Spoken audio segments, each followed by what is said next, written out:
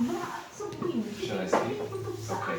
So right now we are watching a video of Natali Cohen Vaxberg, in which she plays essentially the female version of Yair Lapid, a centrist Israeli politician, so-called centrist. She's deriding the so-called Israeli center, showing that while it pretends to be against base racism, it in fact is extremely racist. So she's a female version of Yair Lapid, and she's saying, yes, as you know, I support rounding up and kicking out all the African refugees, but I cannot stand racists. No. Now, one of the things we have to combat, a problem that is common for many people, is constipation, she says. Many people have constipation, whether it's because they're stressed out about trying to pay the rent or their mortgage, or whatever reason they have constipation.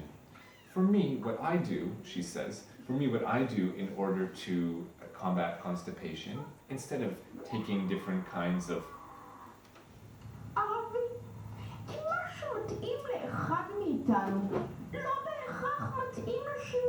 so she's saying that instead of taking different drinks that will cause you to have diarrhea, what I do, she says, is she puts the head of an African person lying down, and then she sits over the head of this African person, and that causes her to feel that she can release her shit.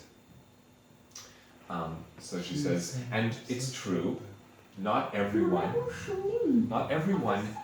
is the same, because some people sitting over the face of an African won't feel free enough to shit. But for those people, they can just imagine an Arab's face underneath them, and then they will be able to take a shit. Now, she says, what happens after I take a shit and I still feel like there's some shit still left inside and I didn't manage to get it all out?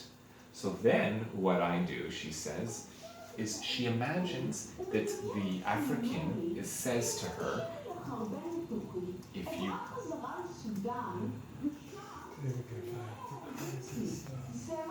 She's like, and then she asks she imagines the African saying, if you keep shitting into me, into my mouth, I'll have no choice but to flee back to Sudan, where I escaped from, where they will then kill me. Is that what you want? Huh? And when he says that, then she really gets it out, those parts that are stuck deep inside, that causes her to really get it out.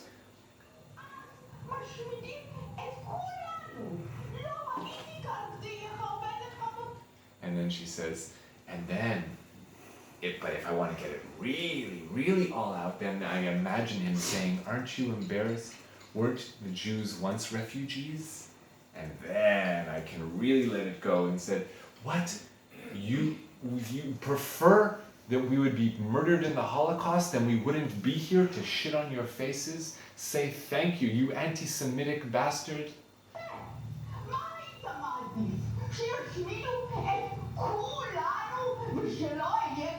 Would you prefer that they had exterminated all of us and I wouldn't be here to shit on your face?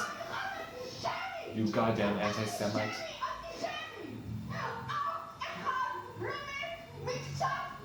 No one's ever died from a little bit of shit.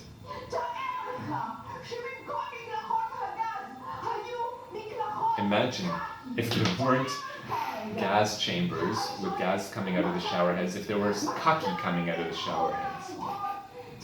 When will you leave us alone? When will you leave the Jews alone? Innocent Jews, stop persecuting us.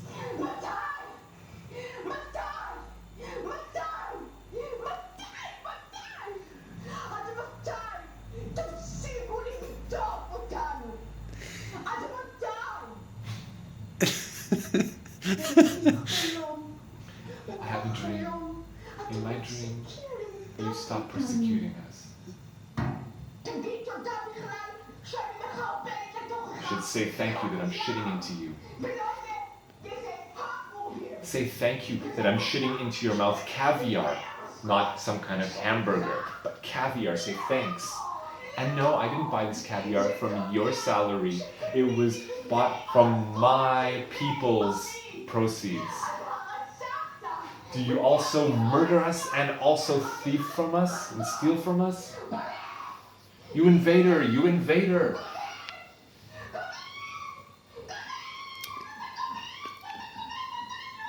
Translate. You're conquering us, you're conquering us. Oh.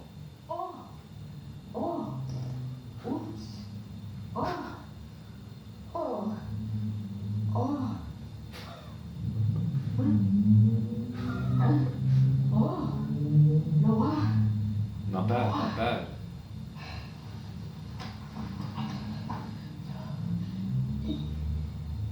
Zo. Ik kan vergezalti. I hope I helped. Dus ik goed tamid. Ga אנחנו היינו פעם פליטים. Remember, we were once refugees too.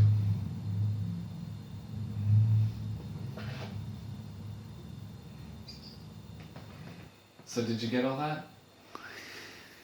Did you get the meaning of it? I mean, obviously it'd be better if there were English subtitles, and I hope she does get a chance to put them up, but you know, it's pretty obvious what she's talking about.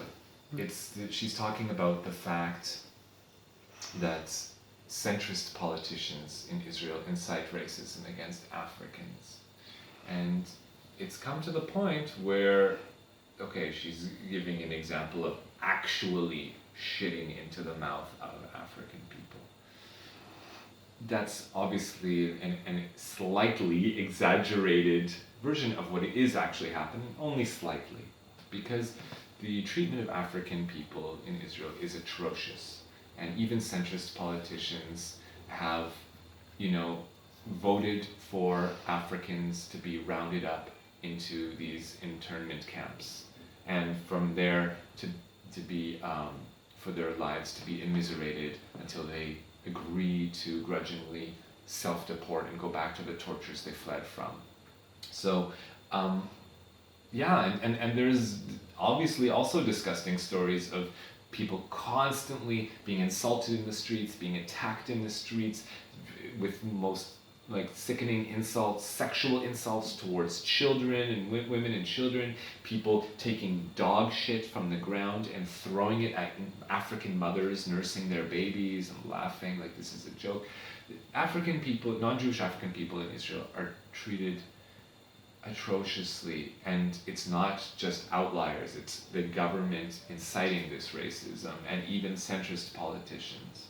And so, you know, she's given an exaggerated version. This is what the Israeli establishment is doing, but not only is it shitting into the mouths of Africans, but it insists that it is the most moral, that it is the most noble. How dare you, you know, you should be saying thank you that I'm shitting in your mouth. You are the most persecuted, you know, and really this is the discourse in Israel. People feel so justified in their racism, and they still feel like the most aggrieved, you know, and that even while they're rounding people into camps, they feel that they themselves are the aggrieved party. And so this is a very telling piece, and I hope it's translated into English so more people can appreciate her statement here, because there are people who are calling out the Israeli government's atrocious treatment of Africans and the resulting ramped up racism against them from citizenry, but few people do it. Few people do it because the spirit of the consensus of the majority is that it's justified to do so. And in fact, many segments of the population want the treatment of them to be even harsher. So we need more voices like this. Unfortunately, they're few and far between. And sadly, there's people who try to silence people like her. We see Natali was just arrested for her political, artistic work. And these are just the kinds of people we need more of, instead of silencing these voices. Your decision to move from Tel Aviv to Dimona was influenced by your worries regarding your wife. Can you tell me about your worries? I've never really spoken on film about my personal experiences around that, because I'm trying to at least have some sense of privacy. You know, I try to be open and honest at the same time. Like, I have to think of my personal security. In this country, journalists have, you know, threats on their lives, rape threats, murder threats. So I can't just speak completely openly with random strangers about every aspect of my life. But I will say that part of the reason why I now live in Dimona is because there is a large proportion of African people in Dimona who have been in the country not for a few months or a few years, but for decades. And this African community here is confident in itself. You know, people feel confident in their place, although they are themselves the victim of state-sponsored racism and discrimination. Despite that, they have a strong sense of cultural identity and sense of place. So when you're in their company, you know, you feel confidence exudes from them, and that makes it feel like a safe space for me. It makes it feel like in this space that it's African friendly, it's safe for African people. And after having lived in Tel Aviv, in South Tel Aviv for several years, and documenting anti-African rallies and anti-African race riots, and specifically the Afro-Kristallnacht of May 23rd, 2012, when, you know, 1,000 Israelis ran rampant through the streets of Tel Aviv, smashing African shops and attacking African people, any dark-skinned person they came across in the streets, and others. It got to the point where I just didn't feel safe anymore. I didn't feel safe for myself or for my family, and I didn't want to have to deal with that every single day. I still go to Tel Aviv, obviously, to cover stories, but I wanted at least my day-to-day to be in a safer space. And I do, that was the idea why coming down to Dimona, and it's not perfect, but there are, you know, it is a bit of a safer space in the sense that despite that there's still lots of anti-African racism here, anti-black racism in Dimona, but still there is a safe space, or a measure of a safe space, and so I don't regret my choice to move down here. That's the reason why I moved to Dimona.